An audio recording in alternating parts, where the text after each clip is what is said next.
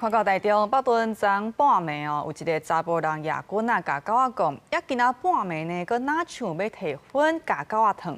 民众是随通报东风处，甲警察做伙赶到现场，当场是抓到这个涉嫌虐待狗仔的主人。也目前呢，东风处已经认定这个主人违反动物保护法，会罚15000以上75000以下的罚金。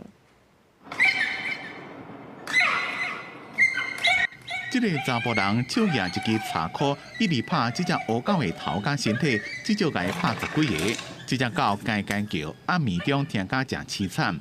有民众发现甲伊翕起来，有人过去甲伊扣扛。因为我是跟他说，他还小了，不用打他了。他就说他5个月就答非所问。这是我们在楼上有听到小狗在叫啊，所以我们也不知道怎么一回事，是有动保处人来问我们有没有认识。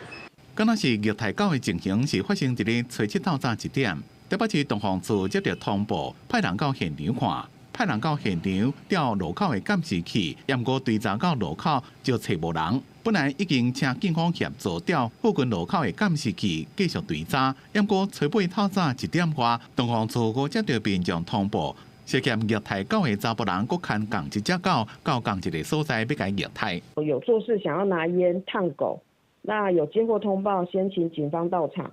那我们后续派员到现场会同警方处理。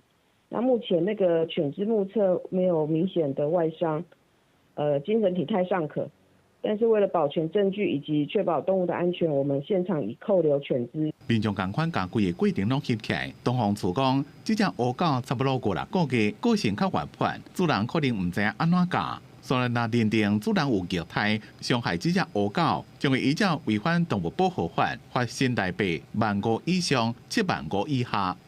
记者综合报道。